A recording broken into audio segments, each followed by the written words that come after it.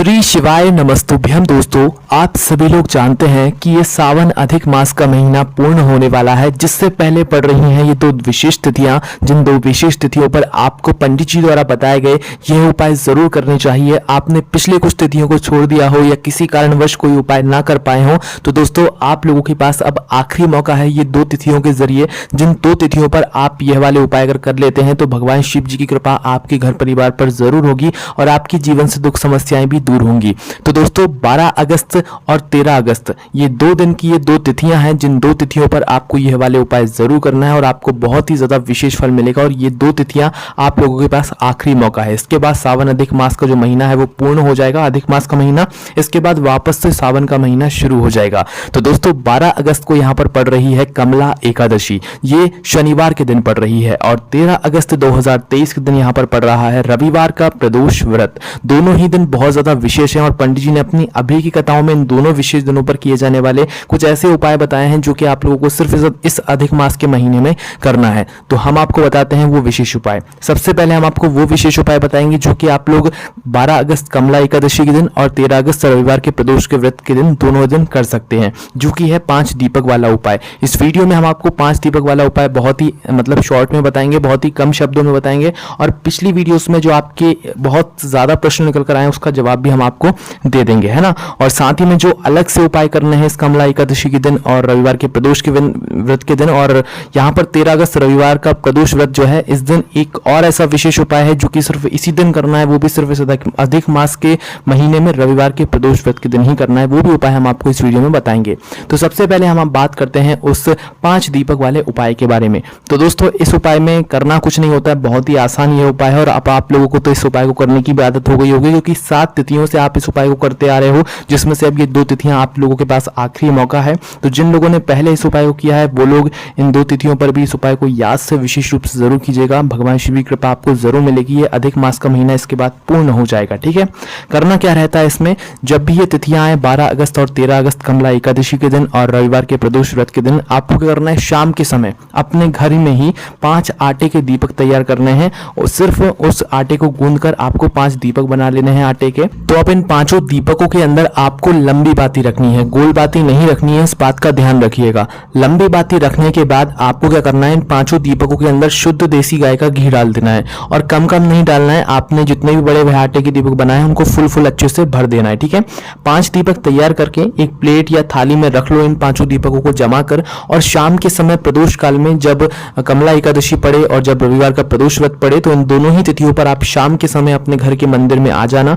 और शाम का समय रहेगा तो सबसे पहले आपको अपने घर के मंदिर की जो है यहाँ पर दिया बाती करनी है, क्योंकि शाम के समय सभी लोग करते हैं। उसके बाद में आपको अपने घर के भगवान जी के सामने बैठकर ही इन 5 दीपकों को जलाना है, ठीक है।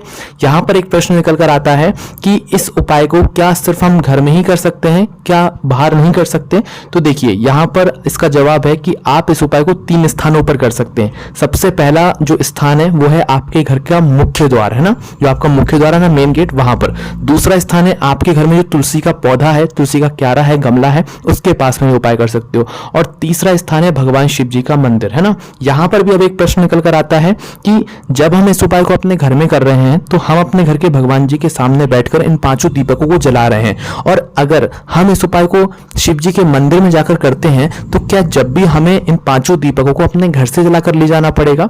इसका जवाब सुनिए। देखिए, जब हम इस उपाय को अपने घर में कर रहे हैं तो हम अपने घर के भगवान जी के सामने इन 5 दीपकों को जला रहे हैं, और अगर इसी उपाय को अगर हम भगवान शिव जी के मंदिर में जाकर कर रहे हैं तो इन 5 दीपकों को आपको अपने घर से जलाकर ले जाने की जरूरत नहीं है। मात्र 5 दीपकों को तैयार करके उनके अंदर लंबी बाती रख के शुद्ध देसी गाय का घी डालकर मात्र इतना तैयार करके एक थाली में प्लेट में रखकर जो है आपको भगवान शिव जी के मंदिर पहुंच जाना है, ठीक है।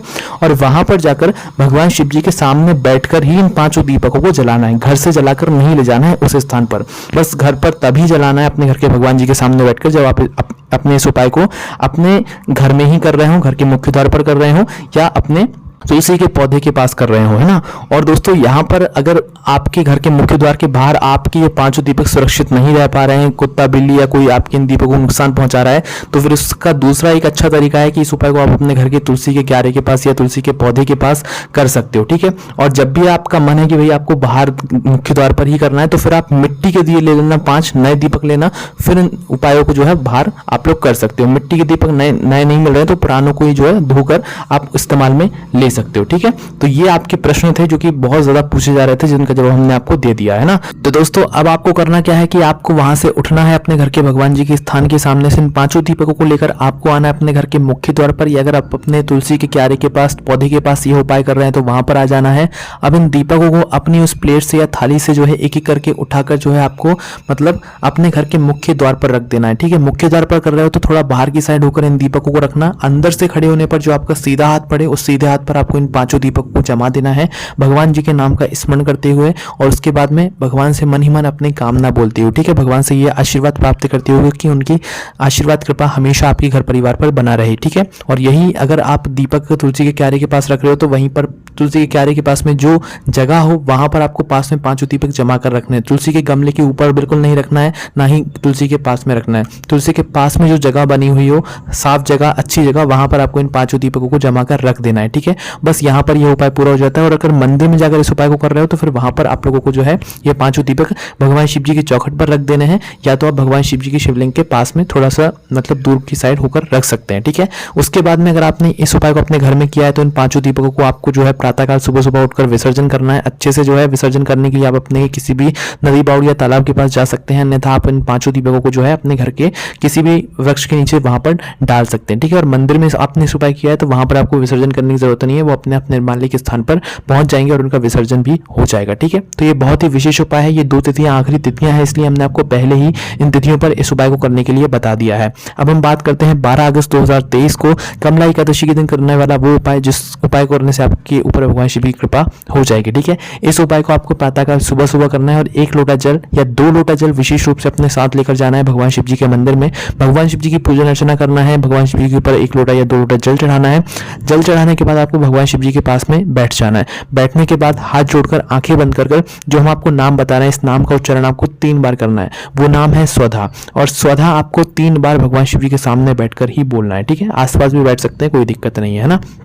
तो करना क्या है, स्वधा स्वधा स्वधा, इस तरीके से 3 बार आपको यह नाम का उच्चारण भगवान शिव जी की शिवलिंग के सामने बैठकर कर देना है। सिर्फ 12 अगस्त 2023 को प्रातःकाल सुबह सुबह कमला एकादशी के दिन भगवान शिव जी के मंदिर जाकर उनकी पूजन अर्चना करने के बाद ही बोलना है, इस बात का ध्यान रखिएगा, ठीक है। उसके बाद भगवान से आप अपने मन की कामना भी बोल सकते हैं। उसके बाद में दोस्तों शनिवार का दिन रहेगा, तो शाम के समय अगर हो सके तो आप किसी भी पीपल के वृक्ष के नीचे जाकर अपना एक दीपक लगाकर जरूर आइएगा, क्योंकि शनिवार के दिन, वो भी इस अधिक मास के शनिवार के दिन कमला एकादशी का व्रत भी रहेगा। तो शाम के समय आप किसी भी पीपल के वृक्ष के नीचे जाकर एक दीपक जरूर लगाकर आइएगा, लंबी बाती या गोल बाती का। इससे आपके घर में जो माता लक्ष्मी की कृपा होगी वो हमेशा बनी रहेगी, साथ ही में जो आपके घर में धन की समस्या होगी वो भी दूर हो जाएगी, ठीक है। क्योंकि इस दिन जो है भगवान नारायण जी और माता लक्ष्मी जी का स्थान होता है कहां पर, पीपल के वृक्ष के नीचे, है ना। उसके बाद में दोस्तों अब हम बात करते हैं 13 अगस्त 2023 रविवार के प्रदोष व्रत के दिन करने वाला वो उपाय जो कि सिर्फ इसी दिन करना है, इसके अलावा और कभी नहीं करना है, वो भी सिर्फ अधिक मास के रविवार के प्रदोष व्रत के दिन, है ना। करना क्या है, ये उपाय किन लोगों को करना है, जिन लोगों का व्यापार ना बढ़ रहा हो, जिन लोगों के घर में धन और पैसों की बहुत ज्यादा समस्या चल रही हो, ठीक है। जिनकी दुकानदारी अच्छे से नहीं चल रही है, बिजनेस मतलब शुरू कर दिया है पर उसमें कोई भी सफलता नहीं मिल रही है ना, तो व्यापार और बिजनेस को बढ़ाने के लिए ही यह रविवार के दिन पड़ने वाली प्रदोष का व्रत आप लोगों को करना है। यह उपाय उसको ही करना है जिसका बिजनेस व्यापार नहीं चल रहा, उसको अपने हाथों से करना है, ठीक है। प्रातःकाल सुबह सुबह आपको 3 बेलपत्री लेनी है। कितनी बेलपत्री लेनी है, 3 बेलपत्री लेकर भगवान शिव जी के मंदिर पहुंचना है और 3 अलग अलग स्थानों पर इन 3 बेलपत्रियों को चढ़ाना है, ठीक है। तो भगवान शिव जी के मंदिर आप शुद्ध होकर स्नान करके शुद्ध वस्त्र पहनकर आप भगवान शिव जी के मंदिर पहुंचिए 3 बेलपत्री को लेकर। किस दिन, रविवार के प्रदोष व्रत के दिन, ठीक है। तो सबसे पहली बेलपत्र का आपको क्या करना है कि आप भगवान शिव जी के मंदिर पहुंच गए, शिवलिंग के पास में पहुंच गए, तो शिवलिंग की जो जलाधारी होती है जहां पर माता अशोक सुंदर जी का स्थान होता है, तो पहली बेलपत्र आपको जलाधारी के बिल्कुल बीचों बीच माता अशोक सुंदर जी वाले स्थान पर समर्पित करना है। उस बेलपत्री की डंडी का मुख जलाधारी की तरफ होना चाहिए जहां से जल बहता हुआ जा रहा है और नीचे गिर रहा है, ठीक है। पहली बेलपत्र हो गई। दूसरी बेलपत्र को आपको क्या करना है, जो शिवलिंग होती है, शिवलिंग के ऊपर जो जल का पात्र टंगा हुआ होता है जिससे बूंद बूंद करके जल टपकता है, तो आपको उस पात्र से जो है दूसरी बेलपत्र को टच करना है और शिव जी की 5 बेटियों का नाम लेना है देना है जिसका स्थान उसी पात्र के अंदर होता है। जया, विषहरा, शामली बारी, दौतली और देव, है ना। 5 बेटियों का नाम लेकर इस बेलपत्री को जो है उस पात्र से स्पर्श कराकर फिर इस बेलपत्र को आपको भगवान शिव जी की शिवलिंग के ऊपर समर्पित कर देना है। इस दूसरी बेलपत्री की जो बीच वाली बड़ी पत्ती का मुख होगा ये आपकी तरफ होना चाहिए, है ना। 2 बेलपत्री हो गई। तीसरी बेलपत्र को आपको क्या करना है कि तीसरी बेलपत्र को मात्र आपको भगवान शिव जी की शिवलिंग के कटी भाग से छुआना है, या जगदम्बा जी के जो हस्तकमल होता है ना उस हस्तकमल से छुआना, जलाधारी के ऊपर छुआना है। उसके बाद इस तीसरी बेलपत्र को लेकर आपको किसी भी बड़े वाली बेलपत्री के वृक्ष के नीचे पहुंच जाना है, और उस बेलपत्री के वृक्ष के नीचे जो भी कंकड़ हो, कंकड़ ना भी हो तो एक मतलब मिट्टी का कुछ तो होगा, मिट्टी वगैरह पड़ी हुई हो तो वहीं पर अपने हाथों से ही जो है मिट्टी को थोड़ा सा ऊपर उठाकर एक शिवलिंग का आकार दे देना, एक लिंग का आकार दे देना। फिर उसी कंकड़ के ऊपर या शिवलिंग के ऊपर जो है आपने अपनी ये तीसरी बेलपत्र को समर्पित कर देना है। अब यहाँ पर जो बेलपत्री की डंडी का मुख होगा वो आपको कहाँ पर करके रखना है, जहां पर बेलपत्री का वृक्ष है, ठीक है। वहां पर भगवान से आपको हाथ जोड़ के प्रार्थना कर लेना है अपने व्यापार के लिए, अपने बिजनेस के लिए, अपनी दुकानदारी के लिए। उसके बाद आप ऐसा चमत्कार देखेंगे कि आपका व्यापार बिजनेस एकदम से ऊपर उठ जाएगा और आप उन्नति की ओर अग्रसर हो जाएंगे, ठीक है। तो यह उपाय सिर्फ रविवार के प्रदोष व्रत के दिन का है और व्यापार बिजनेस को बढ़ाने के लिए ही है।